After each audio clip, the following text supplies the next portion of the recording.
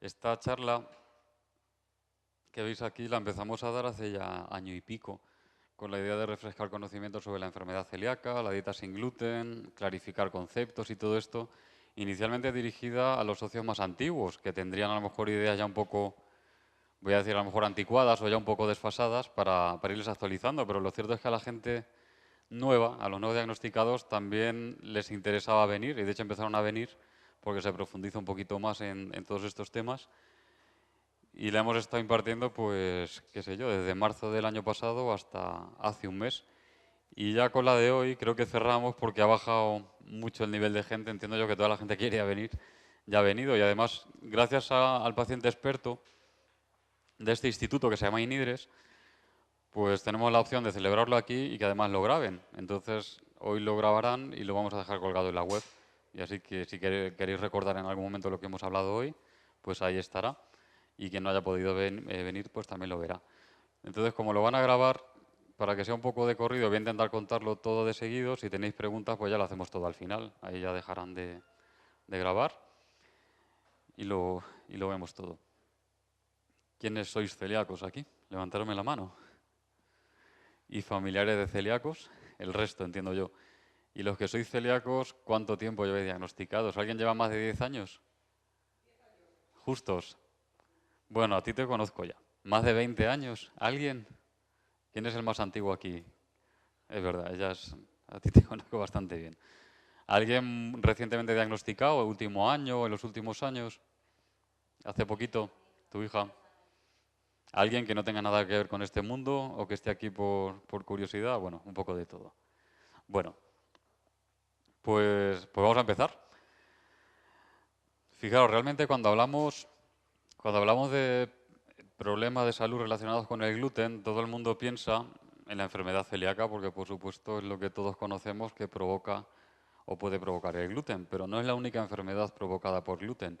Hay un concepto nuevo que es este de aquí, sensibilidad al gluten no celíaca, y es un concepto muy controvertido, porque aquí entran todas aquellas personas que desde el punto de vista clínico, por los síntomas o por enfermedades asociadas, parece que son celíacos, pero cuando les hacen las pruebas de la enfermedad celíaca, esas pruebas salen negativas. Sin embargo, no hay nada que explique lo que les ocurre, y entonces, como parecen celíacos, les mandamos a hacer dietas sin gluten y resulta que se recuperan. Y si vuelven a tomar gluten, se vuelven a poner mal. Pues a estas personas las estamos llamando sensibles al gluten no celíacas. ¿Por qué es controvertido? Pues porque todavía hoy no hay ninguna prueba que permita diagnosticarlo. No hay un test que te diga positivo o negativo para saber si la persona tiene o no tiene esta enfermedad. Entonces el diagnóstico se hace por descarte. Y cuando hacemos un diagnóstico por descarte, pues siempre es bastante incierto. Porque lo que está claro es que la gente que estamos metiendo en este grupo efectivamente mejora al hacer la dieta sin gluten. Lo que no tenemos nada claro es que el gluten sea el culpable de su problema. De hecho, decimos sensibles al gluten un poco por inercia. Como hacen dieta sin gluten, si se recuperan y no son celíacos, pues es que son sensibles al gluten. Pero realmente no sabemos qué pasa ahí. Porque cuando uno hace dieta sin gluten, realmente está haciendo dieta sin trigo. Y el trigo no solo tiene gluten, tiene otros componentes que pueden provocar, pues a lo mejor los síntomas que tienen estos pacientes. Con lo cual, tema muy conflictivo y es un grupo a día de hoy muy heterogéneo y poco definido realmente. Y luego la alergia al gluten también existe. Estoy hablando de alergia alimentaria clásica, de esta que está mediada por inmunoglobulina E.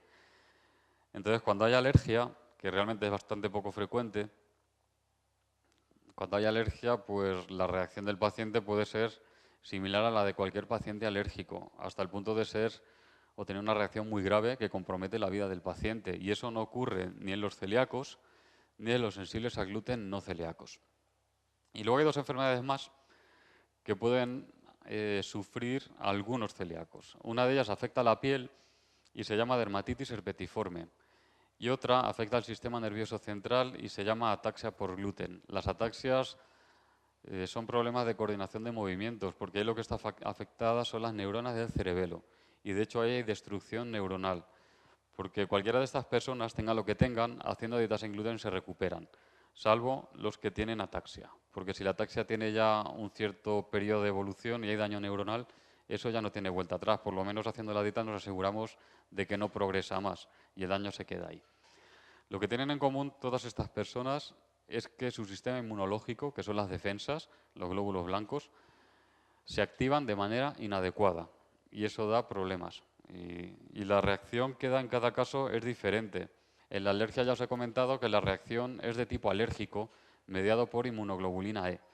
En la enfermedad celíaca y también en la dermatitis herpetiforme o en la ataxia, la reacción inmunológica es de tipo autoinmune. Esto quiere decir que el sistema inmunológico ataca a nuestro propio organismo. Y en la sensibilidad al gluten no celíaca no se observan problemas de alergia, no se observan problemas de autoinmunidad, pero sí que parece que hay alguna activación rara del sistema inmunológico aún por definir, aunque hay gente que hasta esto lo discute. O sea que ni siquiera tenemos claro que los sensibles no celíacos tengan un problema inmunológico. De momento lo cuento como que lo tienen. Hola. Y ahora os voy a decir por qué me interesa tanto destacar esto de que hay un problema inmunológico de base. Y lo voy a comentar con la definición de la enfermedad celíaca. ¿A cuánta gente afectan estos problemas? Y por redondear, pues la celíaca, 1% de la población. Si queremos un número redondo que todos recordamos bastante bien. Aunque sí que es cierto que si afinamos un poquito más, tenemos que decir que afecta a una persona de cada 80 aproximadamente. Y esto es un 1,3% de la población. La alergia alimentaria al gluten, bueno, menos de un afectado por cada 1000 habitantes. Y la sensibilidad al gluten no celíaca, pues fijaros, estudios preliminares, lo que se ha hecho hasta ahora, encuentran prevalencias en torno al 6%. Este dato lo he sacado de un estudio que se hizo hace pocos años en Estados Unidos y encontraron un paciente de este tipo entre cada 17 personas de la población, que es muchísimo. Hay quien dice que esta sensibilidad llega al 10% de la población, algunos incluso dicen que hasta el 20% de la población, otros dicen que no, que es menos. Bueno, ese número seguro que va a variar. Ya cuando se concrete qué pasa ahí realmente y se pueda diagnosticar de forma fiable, veremos efectivamente a cuánta gente afecta. Bueno, ¿y el gluten qué es? ¿O dónde está? Pues está en estos cereales: trigo, cebada y centeno. También aparecen variedades antiguas de estos cereales que además se empiezan a poner muy de moda. Y destaco dos, la espelta y el camut. ¿Habéis oído hablar de ellas? Seguramente si vais a herbolarios se empieza a hablar mucho de la espelta y del camut y del pan de espelta, harina de espelta, porque dicen que se digiere mejor que el trigo actual. Y es cierto, porque además es cierto que tiene algo menos de gluten que el trigo actual, pero tiene suficiente gluten para ser tóxico, con lo cual prohibidos en la alimentación de los celíacos.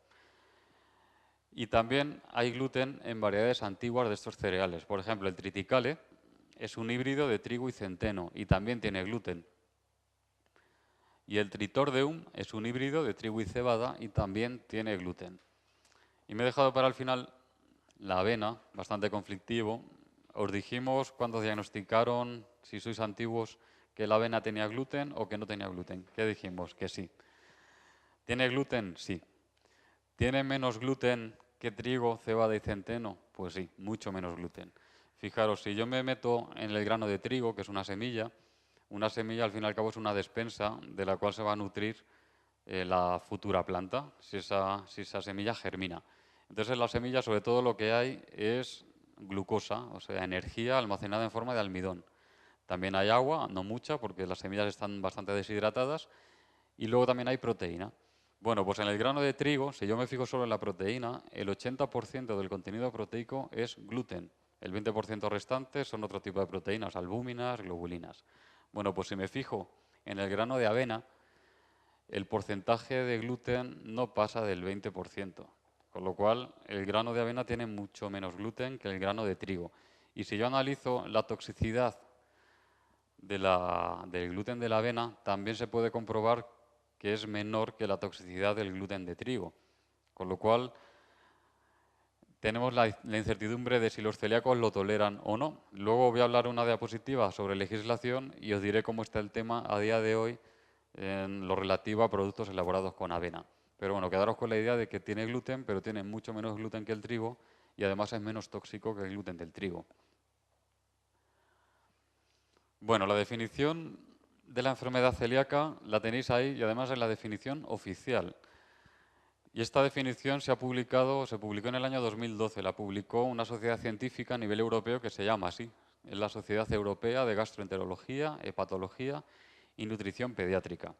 Y aquí comienzan las novedades, y las he puesto en negrita. La definen como un desorden sistémico con base inmunológica y está causado por el consumo de gluten y afecta a personas con predisposición genética. Me interesa mucho el tema de desorden sistémico. Antiguamente, cuando se pensaba en enfermedad celíaca, se pensaba que era una enfermedad infantil e intestinal. Y esto no es así. Esta enfermedad puede afectar a cualquier persona, o sea, a personas de cualquier edad, y no es un problema exclusivamente intestinal. Desorden sistémico quiere decir que puede estar afectada cualquier función del organismo, no solo el aparato digestivo. Y de hecho hay muchas personas celíacas en las que la afección digestiva es mínima y la enfermedad da la cara afectando de forma predominante a otras funciones, ya sea el sistema endocrino, o sea, el hormonal, sistema nervioso, a la función reproductiva, al sistema que llaman osteomuscular, o sea, con problemas reumáticos, o sea, puede haber cualquier alteración fuera del aparato digestivo y de hecho ser más relevante esa alteración que la propiamente digestiva. Eso es lo que significa sistémico y es interesantísimo que esté en la definición actual porque es así. Y también es muy interesante el tema de la base inmunológica. Ya os he dicho antes que las patologías que he puesto ahí con estos globos, todas dan lugar a una activación anómala del sistema inmunológico. Y esto lo quiero destacar para que os quitéis de la cabeza que la enfermedad celíaca es una intolerancia alimentaria, porque a todos os dijimos también cuando diagnosticaron y vinisteis a la asociación que la enfermedad celíaca era una intolerancia permanente al gluten. ¿Es así? Os dijimos eso y todo el mundo habla de enfermedad celíaca y se refiere a ella diciendo que es una intolerancia permanente al gluten. Lo dicen los médicos, lo dicen los medios de comunicación, lo decimos nosotros en las asociaciones un poco por inercia, porque siempre se ha dicho, pero no es así. Una intolerancia alimentaria es una incapacidad para digerir algún nutriente, por ejemplo, la lactosa. Y entonces las personas que no digieren tal nutriente pueden experimentar síntomas que van asociados al consumo de ese nutriente. Y cuando dejan de tomar, por ejemplo, lactosa, pues los síntomas desaparecen. Pero la cosa no pasa de ahí. El sistema inmunológico se queda quietecito y no hay ninguna activación anómala de las defensas. Y eso no ocurre en la enfermedad celíaca.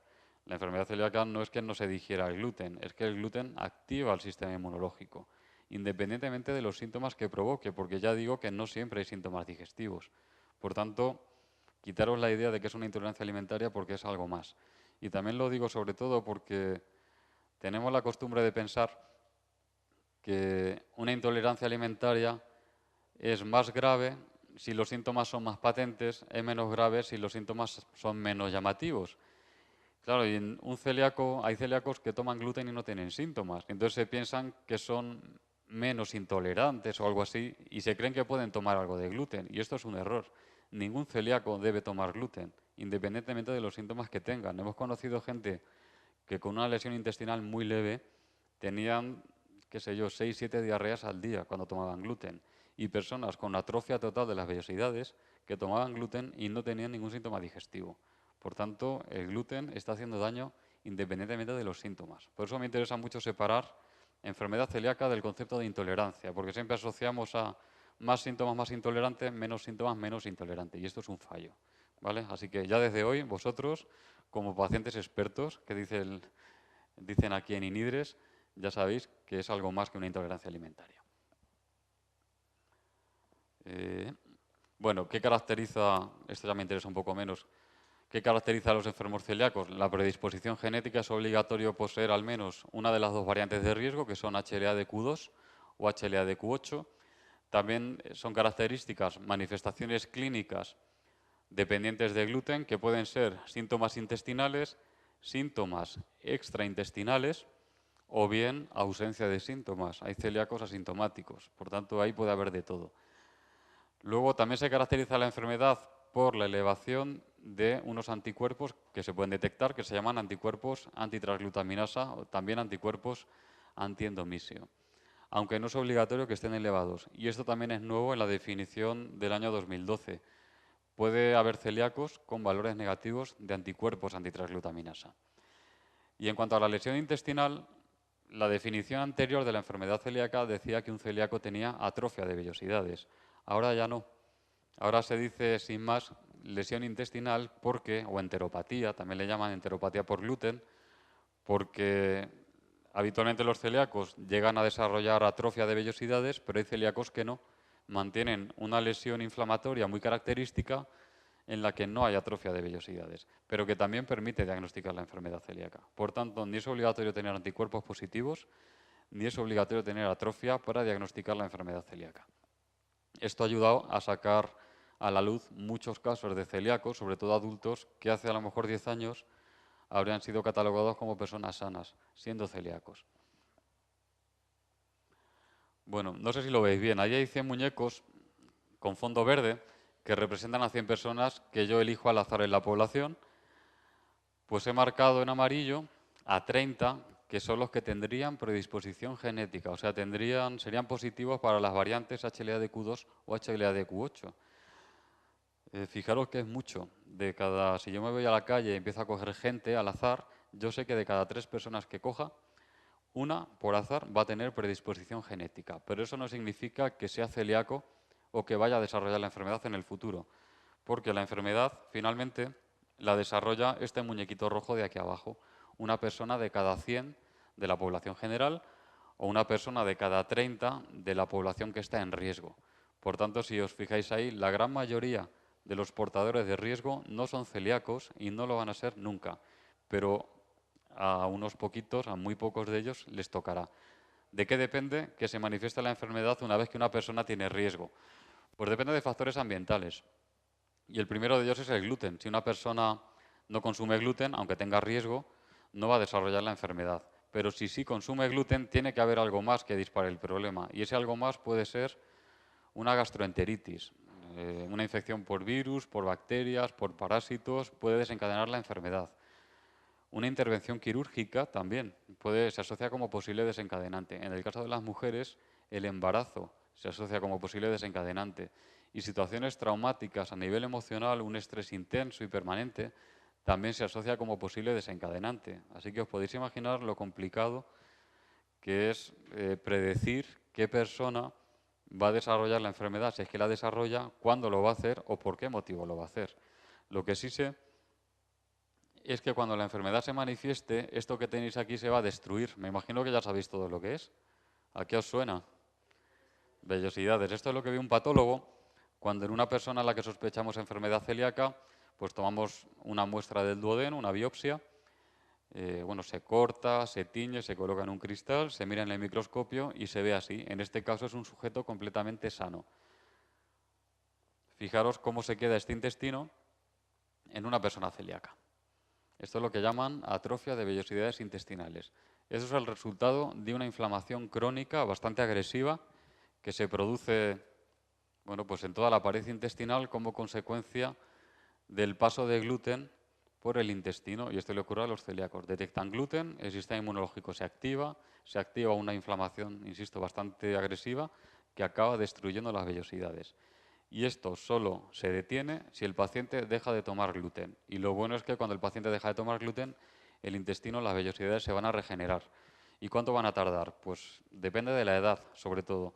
En niños puede tardar entre 1 año o 2 años. En adultos vamos a darle de 2 años incluso hasta 5 años, pero el intestino se regenera. Lo que es importantísimo es no volver a tomar gluten, porque basta que un día pase el gluten por aquí para que se reactive esa inflamación, y la inflamación puede estar activa varios días, con lo cual se vuelve a iniciar el daño y es lo que hay que evitar. Y ojo que no es obligatorio, ya lo he dicho antes, tener síntomas digestivos aunque el intestino esté así de dañado, no es obligatorio. Y tampoco es obligatorio que haya carencias nutricionales. Siempre hemos dicho que la enfermedad celíaca provoca mala absorción de nutrientes, es verdad. Uno puede dejar de absorber grasa, deja de absorber vitaminas, minerales, pero no es obligatorio. Hay celíacos que teniendo atrofia total de vellosidades se hacen un análisis de sangre y está todo perfecto. Vamos a recordar síntomas. Puede haber síntomas intestinales, pero se dan sobre todo o predominan cuando la enfermedad se manifiesta pronto en niños pequeños. Puede haber vómitos, diarrea, estreñimiento, dolor de tripa, distensión abdominal, que es un vientre muy abultado, falta de apetito, un parón en el crecimiento o carácter irritable. Esto lo dicen muchos papás, sobre todo cuando ven cómo ha mejorado su hijo de carácter al descubrir que era celíaco. No sé si aquí hay una mamá que se está riendo y a lo mejor es el caso, pero sí hay papás que lo notan. Luego hay papás que dicen, pues mi hijo lleva un año haciendo dieta y sigue igual de trasto. Bueno, pues también pasa, de todo hay. Pero también puede haber síntomas fuera del aparato digestivo y aquí está el carácter sistémico de esta enfermedad. Y esto se da cuando la enfermedad se manifiesta más tarde en niños más mayores, adolescentes o adultos. Puede haber retraso de crecimiento si estamos todavía en época de crecimiento en niños o adolescentes, alteraciones analíticas, ya sea déficits nutricionales. He destacado la anemia porque es la carencia nutricional más habitual o la manifestación más habitual. Pero bueno, pueden faltar vitamina D, vitamina K, vitaminas del grupo B, puede faltar calcio también. Y luego hay una alteración muy común que es la hipertransaminasemia. Esto significa transaminasas elevadas en sangre. Transaminasas son enzimas hepáticas. Cuando se elevan en la sangre quiere decir que el hígado no funciona bien. Y si el hígado no funciona bien, puede ser que haya una hepatitis, puede ser que haya un tumor hepático o puede ser que haya un consumo abusivo de drogas, de alcohol o de fármacos. Pero si no hay nada de esto, puede ser que haya enfermedad celíaca y habría que buscarlo por si acaso. Y de hecho es que es muy común, incluso en niños, que estén las transaminasas altas y en poquitas semanas bajan a nivel normal una vez iniciada la dieta sin gluten. Puede haber problemas en huesos y músculos, raquitismo, osteoporosis, un mayor riesgo de fractura de huesos, dolores musculares, articulares, calambres y luego algo que comenta mucha gente celíaca son o es la fatiga intensa y la debilidad, que es algo difícil de definir, pero la gente que lo sufre o que lo ha sufrido lo define muy bien. El otro día me contaba una mujer que fue diagnosticada como celíaca y tenía debilidad, y que ahora ya no tenía esa debilidad. Y me decía, no, no, si yo me canso, yo hago deporte o cuando estoy todo el día en el trabajo, o me voy a la sierra, que sé ya lo que sea, me canso, pero es un cansancio completamente distinto a esa fatiga, esa pesadez y esa falta de vitalidad que yo tenía antes, cuando estaba tomando gluten. Con lo cual se percibe, pero son síntomas que uno percibe a toro pasado, porque si ahora mismo le preguntamos a cualquiera si está cansado, todo el mundo va a decir que sí, porque es que es habitual. Todo el mundo dice que está cansado, pero hay gente que está cansada o sin ánimo de verdad, apática. Bueno, pues se asocia con la enfermedad celíaca. Luego puede haber problemas ginecológicos y reproductivos, por ejemplo, infertilidad en hombres y también en mujeres. Recomendamos buscar enfermedad celíaca cuando la causa de la infertilidad no ha sido identificada, porque la enfermedad celíaca puede provocar esta infertilidad. Y en el caso de las mujeres hay otras alteraciones que pueden ocurrir, por ejemplo, la primera menstruación, que llega demasiado tarde en una chica adolescente, o la menopausia demasiado pronto en una mujer ya madura, o puede ocurrir que una mujer aborta en las primeras semanas de gestación, lo que llaman aborto espontáneo. Aborta una vez, aborta dos veces, aborta tres veces, lo que llamamos abortos de repetición.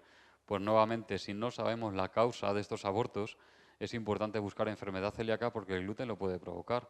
Y hemos conocido casos. Y la situación es tan sencilla como hacer la dieta sin gluten. No hay que dar tratamientos hormonales ni nada. La mujer que lleva varios abortos descubre que es celíaca, empieza a hacer la dieta sin gluten, ahora se queda embarazada y ya no aborta. O la que no se queda embarazada de ninguna manera, ahora sí que se queda embarazada. Fijaros hasta qué punto puede ser dramático tener la enfermedad y no saberlo, porque la solución es muy sencilla. Y también puede haber problemas neurológicos y psiquiátricos. Dentro de cuadros neurológicos, pues son comunes las migrañas. Sabéis que son dolores de cabeza bastante molestos. Hay gente que asocia claramente que la migraña se lo produce tal alimento, hay gente que no, pero bueno, el gluten lo puede provocar. Hiperactividad también, falta de concentración, pérdida de memoria, demencia precoz, incluso hay un tipo de epilepsia que se asocia con el consumo de gluten. Hay neurólogos que lo discuten, pero bueno, parece que a veces hay relación causa-efecto entre dejo de tomar gluten y las crisis de epilepsia desaparecen, sobre todo en niños pequeños. Y luego parestesias también se suelen dar. ¿Sabéis lo que son las parestesias? Si alguien sabe lo que es adormecimiento de extremidades, puede ocurrir en la mano, el brazo entero y lo mismo en las piernas. Esto también se puede asociar, es un problema neurológico que puede estar asociado con el consumo de gluten. Y dentro de cuadros psiquiátricos, lo más habitual, ansiedad, depresión, anorexia. Así que todo esto que veis aquí, si no está ya presente en una persona celíaca, puede ir apareciendo paulatinamente si la persona es celíaca, no lo sabe y está tomando gluten, tomando gluten, tomando gluten. Entonces, aunque no haya síntomas digestivos, es importante no tomar gluten para prevenir situaciones de este tipo, porque algunas de ellas pueden no tener vuelta atrás. Bueno, y luego os hablé antes de la enfermedad celíaca asintomática. No es que no haya síntomas, pero probablemente lo que ocurre es que los síntomas son tan leves, tan leves, tan leves, que la enfermedad pasa desapercibida, tanto para el paciente como para el médico, salvo que el médico haga una búsqueda intensa de posibles síntomas. Y esto se suele dar en grupos de riesgo, que los tenéis aquí. Familiares directos de una persona celíaca, padres, hermanos o hijos, hasta un 30% de ellos son también celíacos y no suelen tener síntomas claros. Personas con enfermedades autoinmunes también se asocian y son grupo de riesgo. Y destaco dos: la diabetes tipo 1, hasta un 8% de ellos también son celíacos sin síntomas.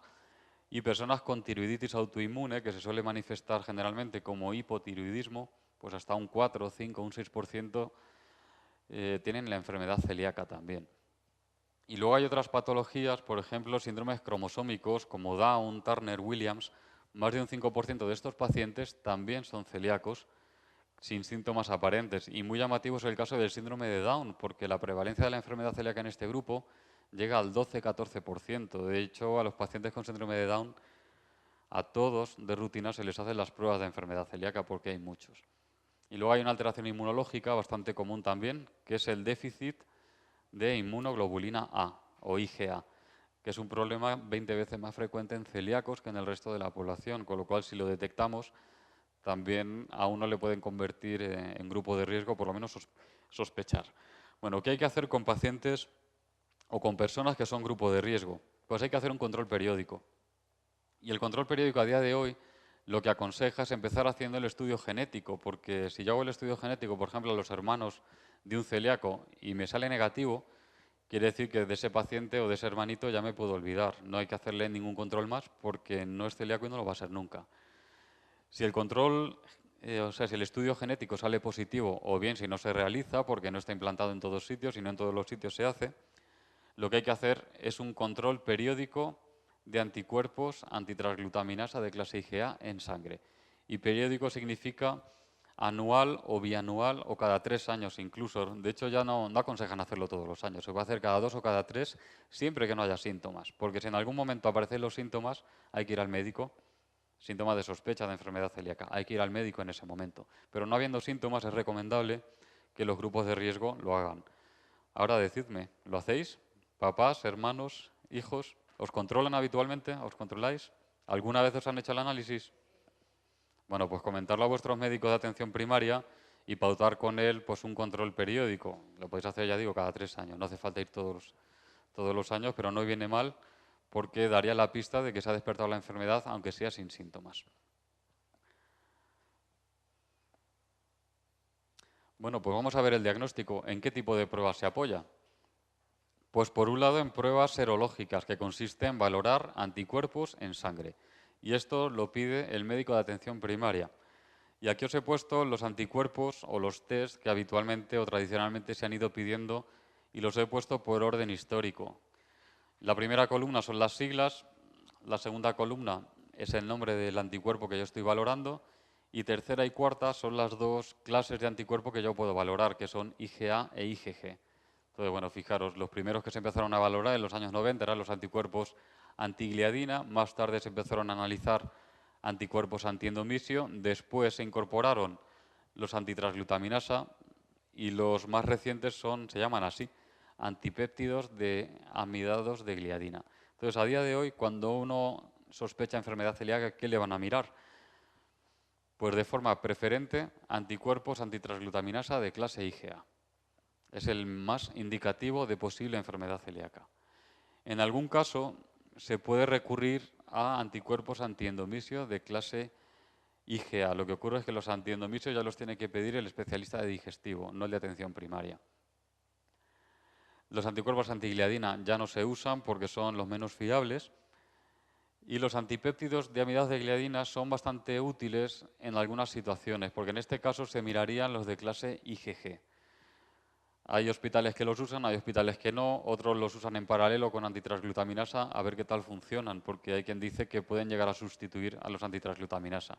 En cualquier caso, son bastante útiles en pacientes que tienen déficit de IgA, esa alteración inmunológica que os he dicho que es muy común en celíacos. Si un celíaco tiene déficit de IgA, cualquier anticuerpo que yo valore de clase IgA va a dar negativo, porque no fabricamos IgA y sería un falso negativo. En ese caso es muy útil valorar anticuerpos de clase IgG, concretamente el antipéptido de amidado de gliadina.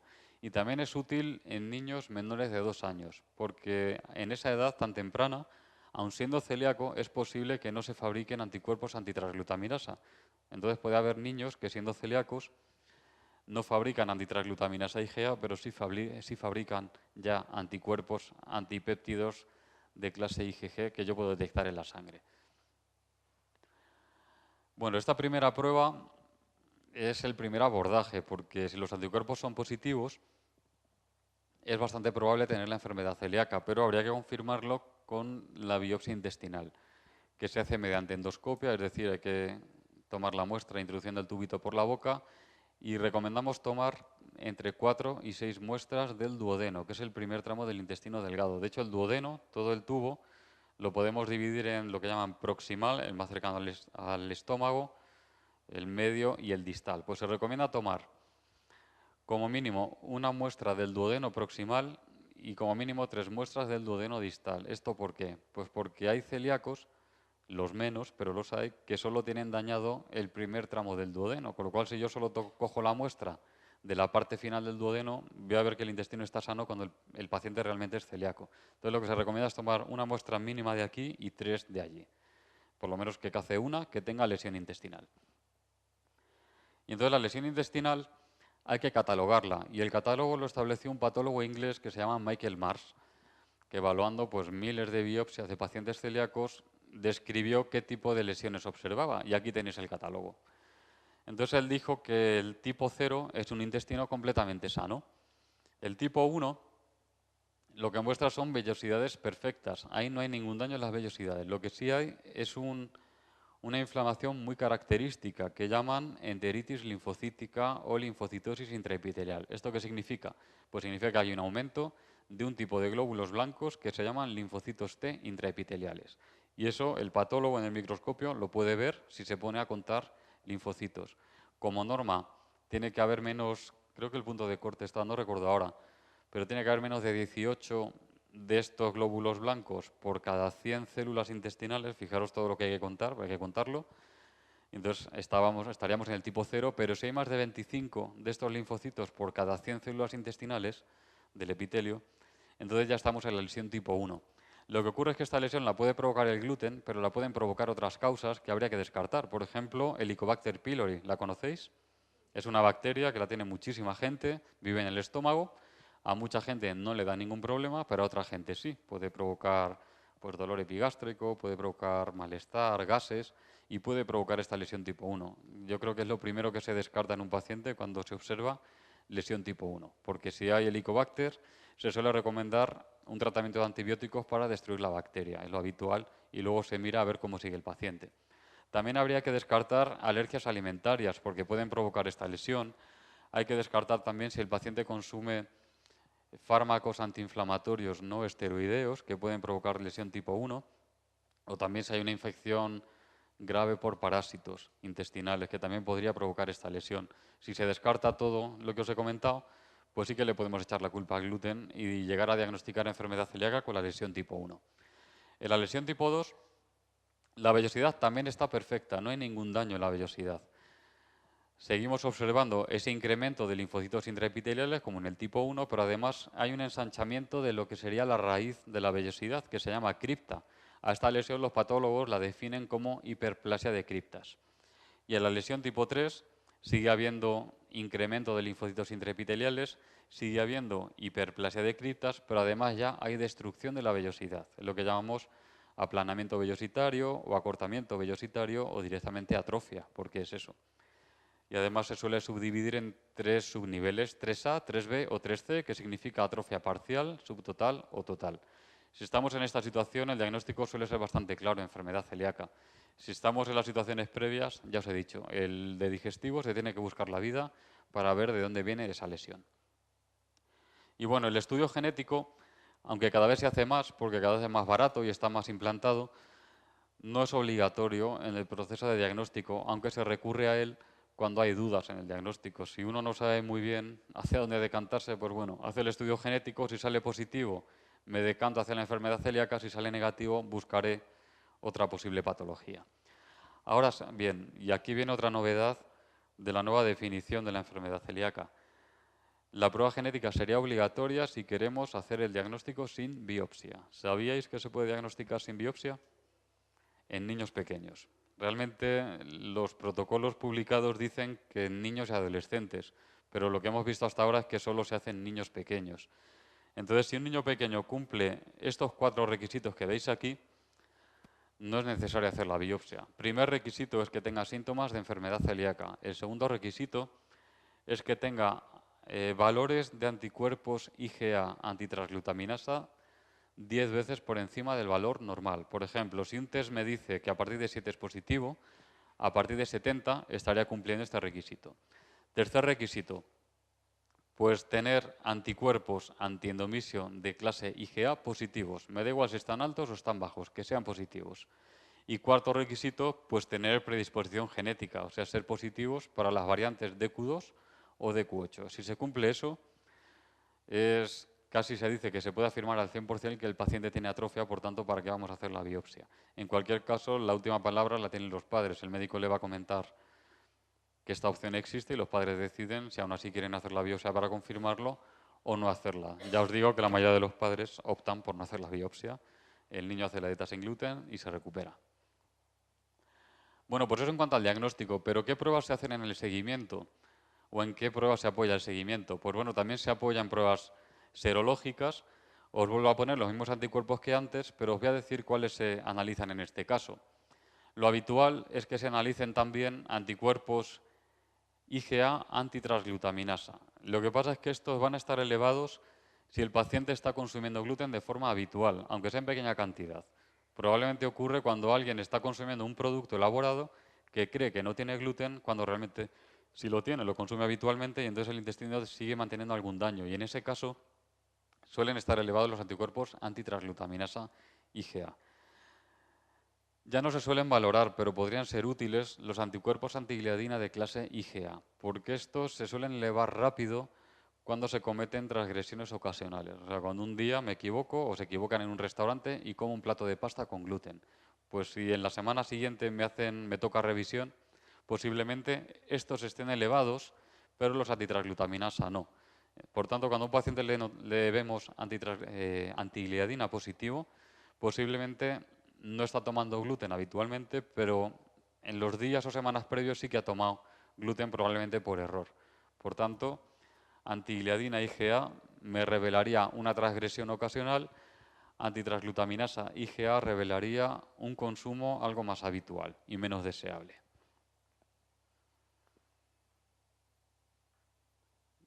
Bueno, y los demás yo creo que en el seguimiento no se usan, con lo cual los obvio. Las pruebas histológicas, o sea, la biopsia se repite en el seguimiento. Antiguamente se hacía. Antes a todos los celíacos les repetían la biopsia. Ahora ya no. Prácticamente en algún caso sí se puede hacer porque el médico lo considera oportuno, pero como norma ya no se repite la biopsia en el seguimiento. Y el estudio genético no tiene sentido hacerlo ahora, salvo que inicialmente hubiera dudas en el diagnóstico. Por ejemplo, imaginaos a un niño que le diagnosticaron cuando era niño hace 20 años y ahora que ya es adulto, dice a sus padres, pues no me creo que yo sea celíaco. Pues tienes dos opciones, te pones a tomar gluten a ver si recaes, o si quieres hacer el estudio genético, si sale negativo, llevas razón, no eres celíaco, pero si sale positivo, pues créetelo y déjate, no vuelvas a tomar gluten. No tiene sentido, pero bueno, a veces hay quien lo hace, ¿eh? Por tanto, yo creo que sería el caso en el que se repita el estudio genético. Vamos con la dieta sin gluten. Os tengo que comentar cómo está la legislación a día de hoy. Hay un reglamento publicado por la Comisión Europea en el año 2009 que regula en qué casos, seguro, me imagino que lo conocéis, y si no, ahora lo vamos a ver. Regula en qué casos un producto puede ser etiquetado sin gluten.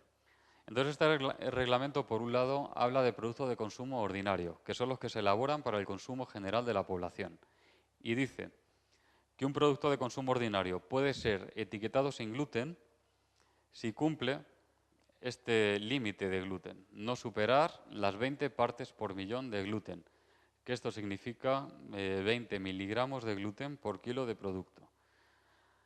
Y en ese caso, etiquetar sin gluten es opcional, o sea, no es obligatorio. Por ejemplo, si yo elaboro un chorizo y lo quiero etiquetar sin gluten, debo obligatoriamente no sobrepasar este límite.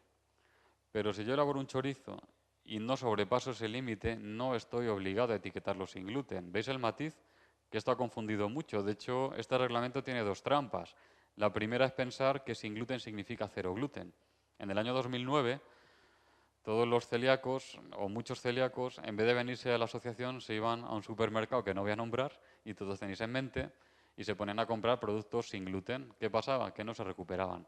¿Por qué? ¿Porque el supermercado etiquetaba mal? No, etiquetaba perfectamente bien.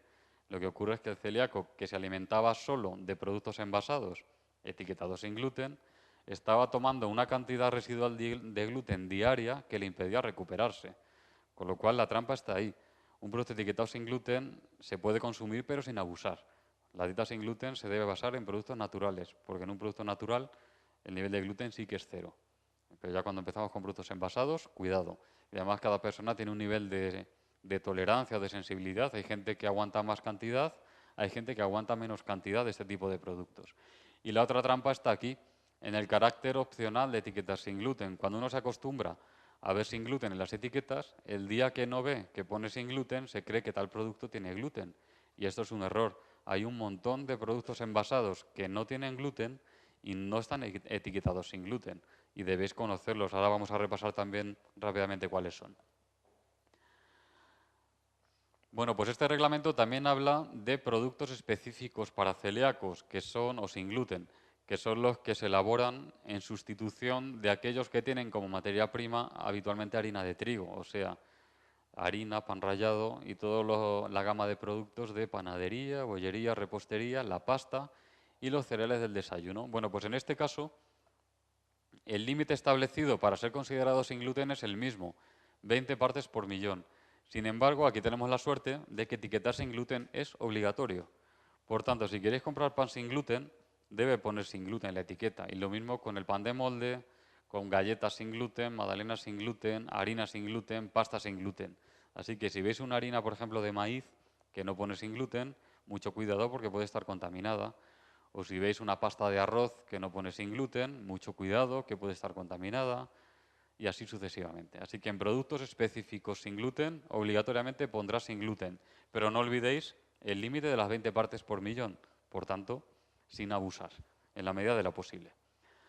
Bueno, pues hay una normativa muy reciente, porque tiene 6 meses, es de obligado cumplimiento desde diciembre del 2014, hace escasamente 6 meses. Es el 1169/2011. Este reglamento regula la declaración de alérgenos en productos envasados. Hay 14 sustancias reconocidas como alérgenos y entre ellas figura el gluten. Entonces este reglamento dice, ya lo decía anteriormente, esto es una modificación, ya decía que es obligatorio declarar la presencia de gluten cuando es añadido como ingrediente. Lo que añade en la última publicación es que el alérgeno debe estar en un tipo de letra, seguro que lo habéis visto, en negrita o resaltado que se vea bien. Y es verdad. Lo que sí añade, y está siendo un poco conflictivo, es que también es obligado a declarar alérgenos en producto fresco. Esto quiere decir que si vais a una pastelería, podéis pedir al pastelero que os diga, oye, este pastelito, esta tarta de San Marcos, lo que sea que vayáis a comprar, ¿qué alérgenos contiene? ¿Tiene lácteos? ¿Tiene huevo? ¿Tiene gluten? Y os lo tiene que decir. Pero es que también en restaurantes. Si ahora vais a un restaurante, tenéis el derecho de que os informen cada plato qué alérgenos contiene, para que lo podáis elegir. Debería estar en vigor ya y debería estarse cumpliendo ya. Lo que ocurre es que se ha dejado todo para última hora, la implantación no siempre es sencilla y hay sitios que lo tienen implantado y sitios que no, pero poco a poco se va implantando. Yo lo he visto ya en cadenas, sí que está. Y de hecho lo hacen muy cómodo porque tienen un documento, es una hojita, donde... Me he pasado. Vamos a dejarlo ahí. Tienen pues una hoja así y entonces en una primera columna tienen todos los platos que hay en su menú o en su carta y luego tienen 14 columnas más, una por cada alérgeno. Entonces lo que van haciendo es al lado de cada plato van marcando qué alérgenos contienen, de forma que llega el celíaco o un alérgico al huevo o a la proteína de leche de vaca, lo que sea, dice yo que soy alérgico o que soy celíaco, le sacan la hojita y coge la carta y coge la declaración de alérgenos y elige los platos en función de eso. Garantizar esto no es sencillo, porque para que un restaurante pueda garantizar los alérgenos en sus platos, sus proveedores se lo tienen que garantizar a él a su vez.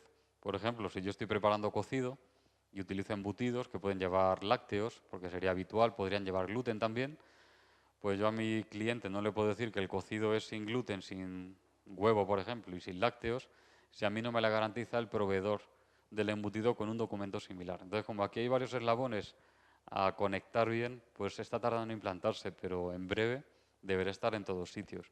Y yo creo que va a ser muy útil, va a ser muy útil. Bueno, pues de legislación creo que es todo. O es lo más relevante porque además es muy nuevo. Todo esto es muy nuevo. Repaso rápido a productos que se pueden tomar. Y con esto prácticamente acabamos y me ajusto más o menos al tiempo, que creo que llevo 40 minutos, una cosa así. Fijaros, ¿ha saltado otra vez? Toco demasiado aquí. Vale, pongo con fondo verde los productos que se pueden consumir siempre. Y os voy a decir de palabra, os recuerdo de palabra, los productos que podrían tener gluten según la marca, en cuyo caso tendríais que verificar antes qué marcas se pueden tomar y qué marcas no. Entonces, ¿hay cereales sin gluten? Pues claro que los hay. Maíz, arroz, mijo, sorgo, tef, se empiezan a poner muy de moda. Y también pseudocereales que cada vez se introducen más, como el trigo sarraceno, el amaranto y la quinoa. El trigo sarraceno no tiene nada que ver con el trigo, aunque se llame trigo. Y los otros dos tampoco. Son pseudocereales.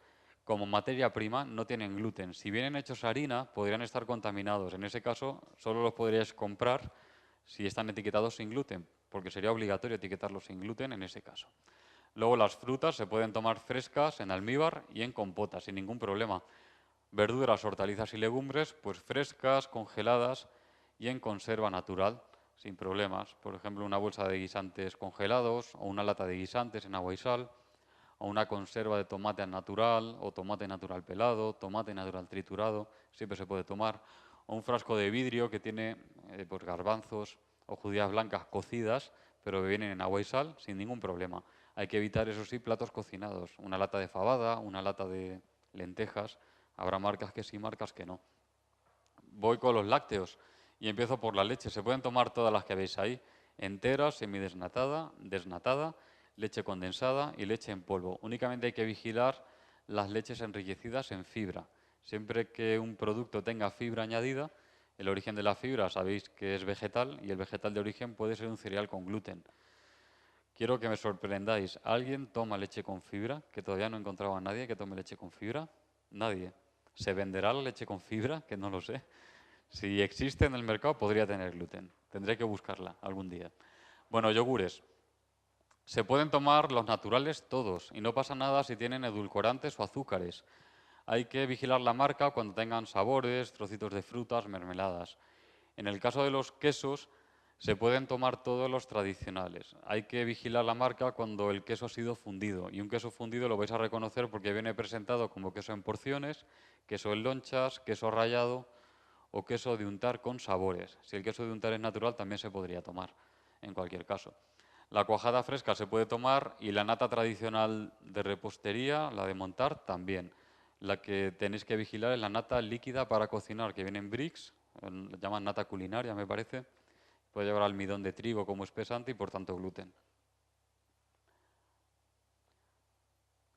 Los huevos sin problemas, se pueden frescos, se pueden pasteurizados, se pueden líquidos. La huevina que se usa en las empresas de catering no tiene gluten, no hay ningún problema. La carne se puede tomar fresca y congelada. Con la carne hay que vigilar 4 situaciones. Los empanados por el pan rallado, hay que vigilar la carne ahumada, como el bacon, que es panceta ahumada, podría tener gluten. Hay que vigilar la carne adobada, porque el adobo puede llevar harina, así que la cinta de lomo podría tener gluten. Y hay que vigilar la carne picada envasada, porque cuando se envasa carne picada se le puede añadir pan rallado. Entonces una bandejita de carne picada a una hamburguesa ya hecha pero envasada podría tener gluten por este motivo. En el caso del pescado se puede fresco, se puede congelado, se puede en conserva natural. Una conserva natural que es pues una latita que tiene atún, tiene bonito, tiene sardinas, caballa, en aceite o en agua y sal. Si es así, cualquier marca se puede. Si tiene ya escabeches o alguna salsa o algún componente más, entonces ya hay que elegir bien la marca. Precauciones con el pescado, pues los empanados por el pan rallado y los rebozados por la harina. En este caso, los ahumados de pescado se pueden tomar sin problemas. Y en el caso del marisco no hay ningún problema. Se puede fresco, se puede congelado y se puede tomar cocido también. Hay que vigilar, eso sí, lo que llamamos sucedáneos. ¿Sabéis lo que son los sucedáneos? El surimi, palitos de cangrejo, las gulas, son siempre masas que suelen ser harinosas y por tanto pueden llevar gluten. En el apartado de las grasas, si hablo del aceite, pues se puede tomar aceite de oliva, de girasol, de soja, no hay ningún problema. El problema está a la hora de freír alimentos. Os recuerdo que el aceite es un foco de contaminación, así que en casa, aceite limpio siempre para los celíacos, o por lo menos si lo reutilizáis, garantizad que nadie ha metido ahí un producto que tuviera gluten. Si hablamos aquí de mantequillas y margarinas, pues en el caso de las mantequillas tradicionales se pueden tomar todas, y las tradicionales son las que tienen, creo que superan el 82% de materia grasa. Si tienen menos de ese porcentaje, creo que está sobre el 40%, están catalogadas como mantequillas, creo recordar que las llaman ligeras o fáciles de untar, y en ese caso podrían tener gluten, habría que elegir la marca. Y las margarinas se pueden tomar todas, salvo las que tengan aporte de fibra. Si hay aporte de fibra, hay que elegir la marca también porque podría haber gluten. Luego el azúcar se puede tomar y la miel también. Una salvedad, el azúcar glass, porque podría tener almidón de trigo. ¿Alguien compra azúcar glass para hacer postres o algo? ¿La podéis hacer en casa, el azúcar glass? Creo que se puede, sin problemas. Los frutos secos, si no queréis preocuparos de marcas, los consumís crudos y sin sal. Si están fritos o tostados o tienen sal, como pueden ser los quicos o unas pipas que tienen sal por la cáscara, podrían tener gluten y en ese caso tendréis que elegir la marca que compráis. En el caso de las especias algo similar. Si no queréis preocuparos de marcas, lo mejor es que las compréis sin moler, o sea, en grano, en hebra o en rama. Si las compráis molidas, pues el fabricante os tiene que garantizar que son sin gluten, porque podrían estar contaminadas también. Voy con las bebidas. El café se puede tomar sin problemas. El café que tenemos en casa, café soluble, molido, no hay problema. El café que tomamos en el bar, en grano, tampoco tiene problemas. Las infusiones naturales, todas. Infusiones con sabores, pues según la marca. Los zumos de frutas se pueden tomar todos. Me da igual si es un zumo natural o un concentrado o un néctar. No confundáis zumo con bebidas que tienen zumo pero tienen más cosas. ¿Sabéis a cuáles me refiero? Que suelen llevar lácteos, vitaminas, minerales, cereales. No voy a decir marcas tampoco, pero bueno, sabéis cuáles son, ¿no? Bueno, pues esas podrían tener gluten porque realmente no son zumos, son bebidas y como tales admiten gluten. Con los refrescos algo similar. Un refresco naranja, limón, cola y sus variedades, light, 00, sin cafeína, se pueden tomar de cualquier marca. Si lo que tenéis entre manos es una bebida energética o isotónica, y todos tenéis en mente unas cuantas, pues cuidado porque podrían tener gluten. Hay que elegir también la marca. Y es una bebida que podría tener gluten. Concretamente ese creo que no lo tiene, pero deberíais chequearlo siempre. No, no tiene. No tiene, pero porque esa marca no tiene, pero ese tipo de bebida podría tenerlo. Y luego bebidas alcohólicas, pues el vino y el ron no tienen gluten. Cualquier otra podría tener gluten y dependerá de la marca. Cerveza, licores, bebidas cremosas, bueno, pues ahí siempre hay que elegir la marca. Luego lo comentamos, ¿vale? Y luego pongo aquí con fondo amarillo productos que habitualmente tienen gluten. Aquí sí o sí tenéis que elegir la marca. Por ejemplo, embutidos o derivados cárnicos. Ahí entra chorizo, longaniza, qué sé yo, mortadela, un paté, salchichón. Ahí siempre hay que elegir la marca, aunque hay tres que nunca tienen gluten: el jamón serrano, el jamón cocido calidad extra o la cecina. En este caso siempre se podrán tomar. Cualquier otro elegimos la marca. Y luego productos elaborados como sopas, cremas, cubitos, salsas, desde un tomate frito, mayonesa, ketchup, barbacoa, alioli, postres lácteos, aperitivos y chucherías. Bueno, pues ahí siempre habrá que elegir la marca.